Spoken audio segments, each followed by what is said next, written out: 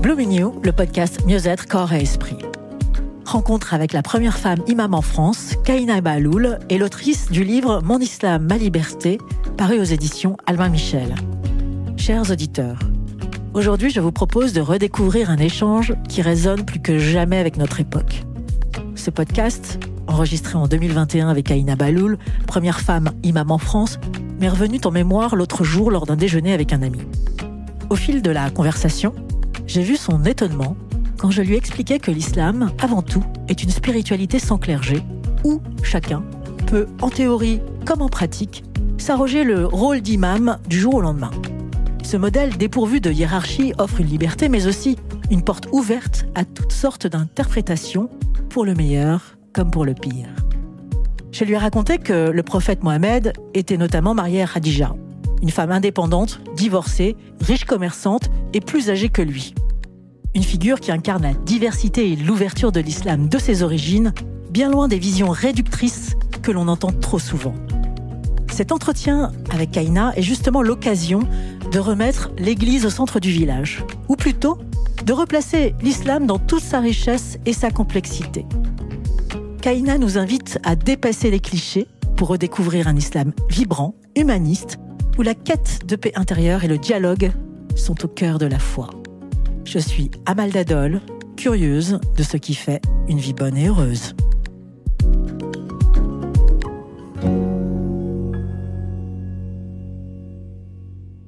Alors, bonjour Kahina. Bonjour Amel. Kahina Bahloul, vous êtes la première femme imam de France. Vous êtes née en 1979 à Paris, mais vous avez grandi à Béjaïa en Kabylie. Votre père est un Algérien kabyle, votre mère est française d'origine juive par sa mère et catholique par son père. Tout à fait. Dans votre livre Mon Islam, ma liberté, aux éditions Albin Michel, vous donnez la genèse de l'islamisme radical et des clés de compréhension des valeurs inclusives de l'islam grâce à la mystique soufie. Vous y célébrez également la figure de la femme musulmane, notamment à travers l'histoire de la résistante Lala Fatma Soumer, qui en 1849 a repoussé les premiers colons français avant d'être capturés et de mourir à l'âge de 33 ans. À travers l'histoire de celle à qui vous devez votre prénom, la reine prêtresse berbère Kahina, vous parlez de vos origines et du brassage culturel dont nous sommes tous issus. Tout à fait. Selon la légende, la reine Kahina, née juive puis convertie au christianisme, aurait préféré se suicider plutôt que de se rendre à l'ennemi tout en conseillant à ses fils de se convertir à l'islam pour perpétrer la tribu. Vous utilisez aussi cette histoire pour dire votre admiration pour l'avocate militante féministe Gisèle Halimi, qui a aussi écrit sur elle. Tout à fait. Alors, avant de vous laisser la parole, Kahina, je me permets, pour nos auditeurs, un petit extrait de votre livre. Oui.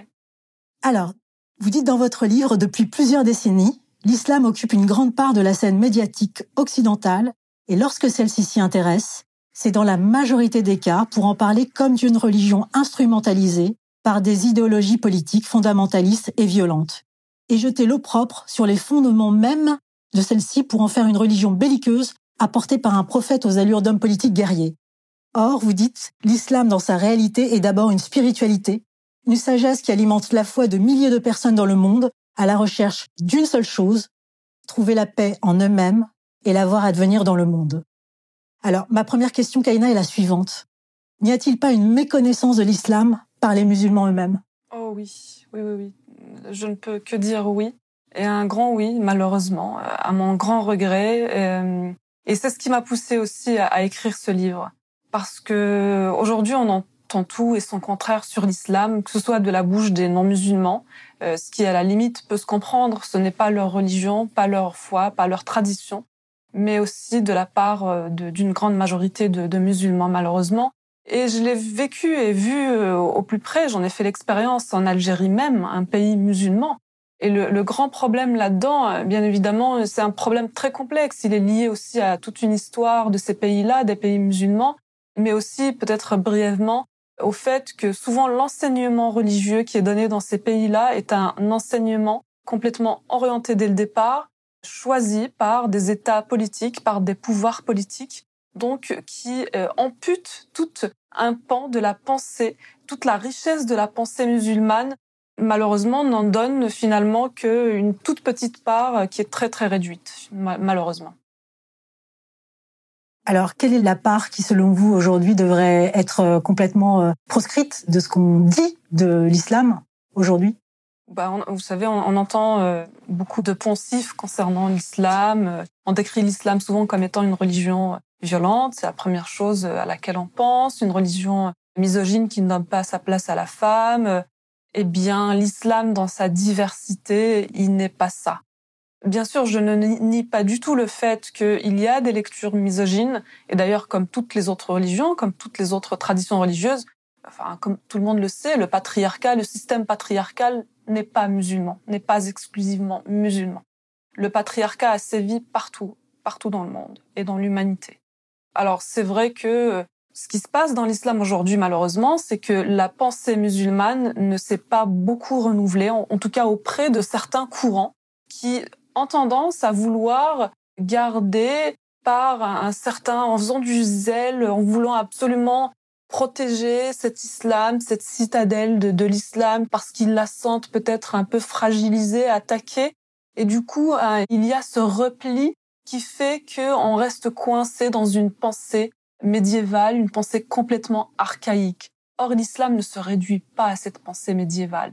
L'islam est beaucoup plus riche que ça. C'est une pensée qui s'est développée durant plus de 14 siècles et qui a eu ces moments de gloire, qui a énormément apporté à l'histoire de l'humanité dans tous les domaines artistiques, scientifiques, religieux, spirituels. Et je crois qu'aujourd'hui, vraiment, il y a un énorme besoin, une nécessité de faire redécouvrir tout ça.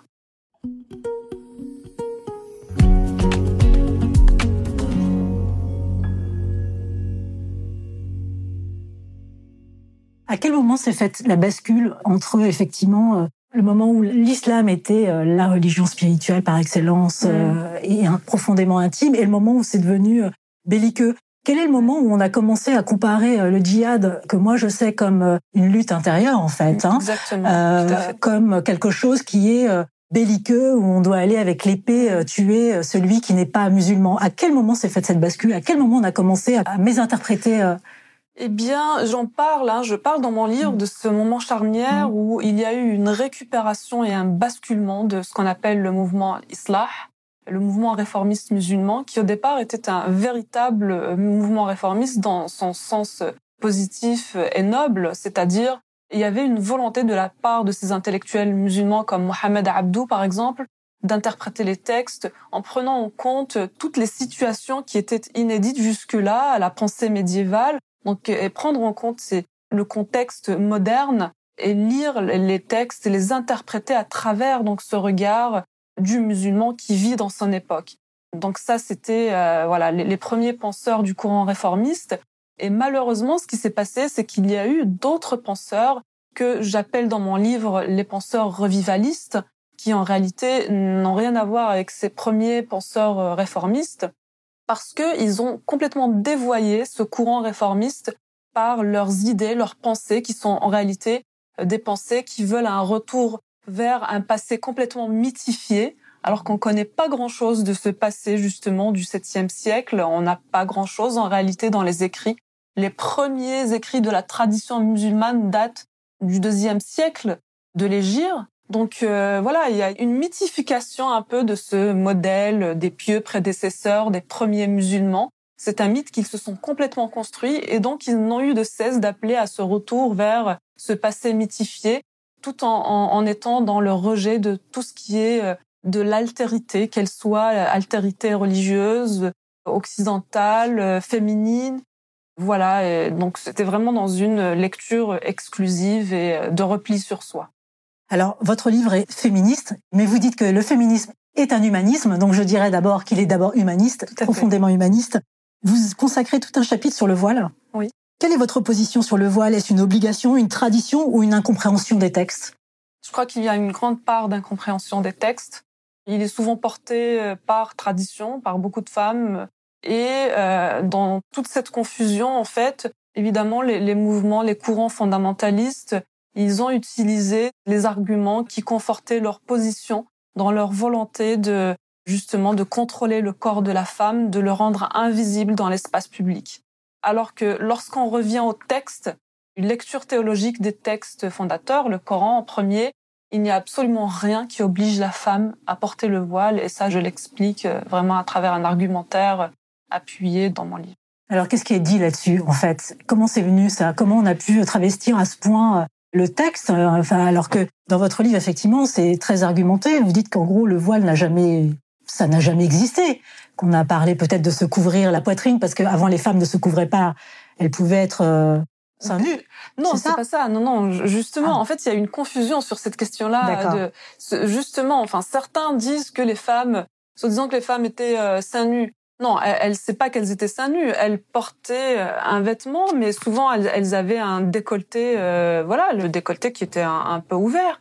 Et donc, comme les musulmans à cette époque-là vivaient des conflits permanents avec leurs voisins non musulmans et que souvent les femmes musulmanes étaient attaquées, et donc il y a eu ce verset coranique qui conseille aux femmes musulmanes de rabattre le bout de tissu, donc ça peut être un châle, sur leur poitrine. Le terme coranique qui est utilisé, c'est vraiment l'échancrure de leur décolleté.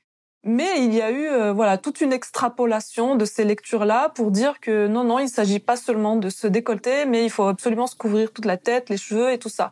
Et parfois, on se retrouve même carrément devant des lectures complètement farfelues qui partent du principe que le mot khimar qui est utilisé dans le texte coranique viendrait du mot khamr, qui veut dire le vin, et que à partir du moment où on parle de vin, donc le vin altère les capacités cognitives donc qui sont dans la tête, le cerveau, eh bien il faut se couvrir la tête ou le cerveau. C'est complètement farfelu, c'est incroyable d'en arriver, de pousser mais vraiment à l'extrême ces raisonnements pour dire obliger les femmes et puis surtout leur faire porter cette culpabilité que si elles veulent être de bonnes musulmanes, de vraies musulmanes, il faut qu'elles se couvrent la tête. Je trouve ça complètement inadmissible.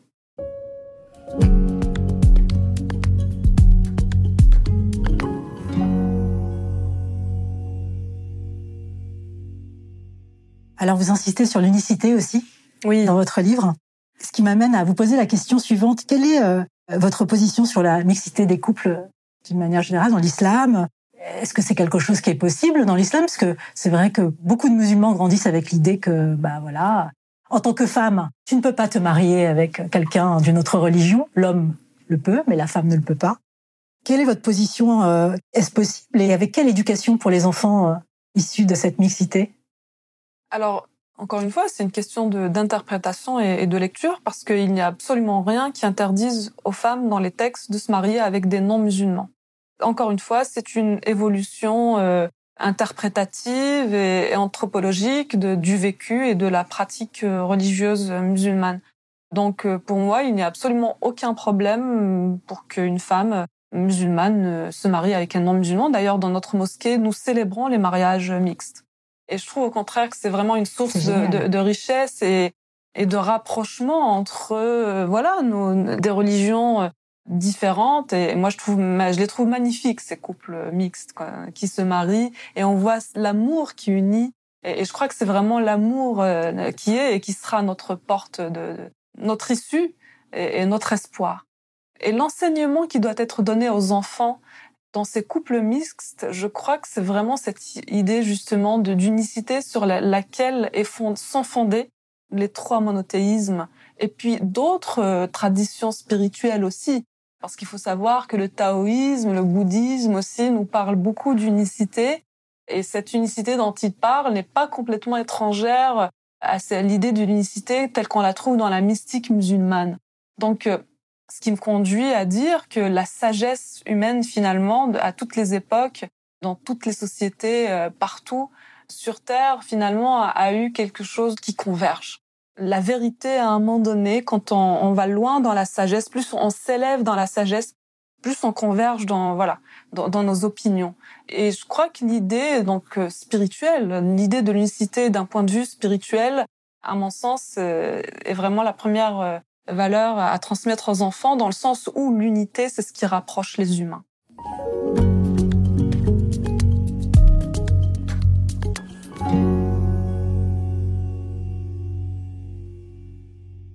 Alors, dans votre livre, vous consacrez aussi tout un chapitre à la place du fou, du fou sage, dans l'islam, comme Nasreddin, qui est l'un des personnages les plus connus du monde arabo-musulman. et qui, je vous cite, ont pratiqué la satire et le second degré au service de la sagesse pour tenter de corriger les vices et les travers du pouvoir politique et de la société. Alors, qu'en est-il de l'humour dans l'islam? Peut-on rire de tout? Oui, écoutez, alors moi j'ai été surprise, je dois le dire. Vous savez, je prépare une thèse à l'école pratique des hautes études à Paris et j'ai une collègue qui prépare une thèse sur l'humour de Dieu dans la tradition musulmane. Alors, nous, quand on parle, de l'islam orthodoxe, on a l'impression qu'il faut être tout le temps sévère, triste, en colère, voilà. Eh bien non. Dans la tradition, justement, quand on a une démarche de recherche où on retourne vraiment au texte, eh bien, on trouve des choses absolument extraordinaires et on trouve des textes où Dieu rit, où le prophète lui-même rit. Et voilà, je crois que le sourire, le rire et quelquefois, la légèreté, apporter un petit peu de légèreté à nos vies qui parfois peuvent être difficiles, dures. On le vit en ce moment avec le contexte de l'épidémie, de la crise sanitaire. Eh bien, le rire fait partie de notre humanité. Il faut le cultiver. Oui, d'ailleurs, j'invite tous nos auditeurs, lecteurs à lire les contes, par exemple, de Nasreddin ou de Djaha, on l'appelle, en Algérie, on appelle ça Djaha, mais c'est vrai que Djaha, il est très connu dans tout le bassin méditerranéen. Alors, les Turcs l'appellent Nasreddin Hoxha. En Maroc et en Algérie, on dit Djaha ou Joha ou Goha. Chez les Égyptiens, par exemple, parce qu'ils prononcent le Dja en disant Ga. Goha. Et oui, c'est un personnage absolument extraordinaire. Et en réalité, c'est un personnage qui est utilisé dans la tradition soufie pour faire passer tout un tas de sagesse de cette tradition. Tout à fait. Il est même utilisé par les Indiens. Enfin, il a traversé, il a traversé le monde entier. Oui, il est absolument. C'est un personnage mondialement connu. Moi, j'ai grandi avec les histoires de Djaha. Ouais, moi je les raconte à mes enfants aussi. Ils sont morts de rire à chaque fois. Mais oui. Et c'est vrai qu'il y a une vivacité d'esprit et un humour. Oui, c'est ça qui est extraordinaire, c'est qu'il y a une vivacité et un humour, qui nous délivre comme ça des pépites. Parfois on s'y attend pas, on est surpris, mais qui nous interpellent et nous font réfléchir. Et qui montre à quel point en fait, entre guillemets, cette conscience bienveillante qu'on appelle Dieu ou l'univers, ne se prend pas au sérieux. C'est ce que je ressens en tout cas de ces contes. Kahina, pourquoi avoir écrit ce livre aujourd'hui? Eh bien, je crois qu'aujourd'hui, il y a un grand besoin de parler de l'islam autrement que le décrire, mettre des mots autres que ceux qu'on entend dans les médias mainstream. Et puis, loin de toutes ces polémiques, ces clivages, et puis offrir aux jeunes musulmans, c'est peut-être prétentieux de ma part, je ne sais pas, mais en tout cas j'ai envie de contribuer à éveiller un peu les jeunes musulmans, à leur dire, écoutez, il y a une tradition tellement riche, une pensée tellement extraordinaire, d'une richesse incroyable, d'une profondeur spirituelle incroyable qui est complètement méconnue. Alors soit malheureusement elle a été complètement dévoyée et récupérée par des courants intégristes et fondamentalistes qui aujourd'hui font qu'on se retrouve devant un islam complètement normatif, hyper normatif, avec une inflation du ritualisme et qui oublie complètement la spiritualité qui est le fondement même de la religion musulmane. Ou alors, d'un autre côté, nous avons les anti-musulmans, les islamophobes qui traitent l'islam de tous les noms. Et j'ai voulu par ce livre, en fait, donner autre chose. D'abord par un témoignage, mais ce livre ne se limite pas à un témoignage parce que je ne voulais pas que ma vie, mon récit de vie soit central dans ce livre. Je parle de certaines expériences, mais juste pour éclairer mon propos et donner vraiment de la matière pour réfléchir, donner de véritables connaissances historiques et aussi doctrinales sur l'islam pour que les musulmans puissent découvrir vraiment leur tradition et leur religion. Comment a été reçu, s'il a déjà été partagé, votre livre par la communauté, les instances religieuses qui représentent aujourd'hui l'islam de France? Écoutez, je vous donnerai un rendez-vous après sa publication parce qu'il est publié le 1er avril. Donc pour l'instant, je ne sais pas trop. Mais il a le mérite d'exister et surtout d'être une voix féminine de l'islam. Merci à tous d'avoir partagé ce moment avec Kahina Bayloul. Son parcours et ses réflexions nous rappellent que la foi véritable est une quête personnelle, une aventure intérieure, qui ne se laisse pas enfermer dans les carcans dogmatiques, ni dans les simplismes médiatiques. Dans notre société laïque, où toutes les convictions coexistent, cet entretien nous encourage à envisager l'islam et toute spiritualité comme un chemin intime, libéré des manipulations et des peurs. Une quête de vérité qui s'épanouit dans le respect des autres et la diversité des chemins. Merci pour votre écoute et puissiez-vous repartir avec ce désir de questionner, de comprendre et d'embrasser ce qui nous relie au-delà des apparences. Voilà, chers auditeurs, vous le savez, l'aventure ne s'arrête jamais ici sur Blooming You. Avant de partir, un petit rappel. Nous sommes un média indépendant et dans le monde d'aujourd'hui, ça veut dire quelque chose. Chaque souscription, chaque soutien, c'est ce qui nous permet de continuer à vous offrir du contenu authentique, libre et inspirant. Alors il y a plein de façons de nous soutenir, que ce soit en cliquant sur « Rejoindre » si vous êtes sur YouTube ou directement sur le site bloomingyou.fr. On ne va pas se mentir, le soutien financier est essentiel. Mais bien sûr, si vous ne pouvez pas souscrire, tout, ou plutôt presque tout, reste accessible comme toujours, gratuitement. Alors, êtes-vous prêt à rejoindre notre cercle privilégié ? Si oui, vous savez où cliquer. On vous attend.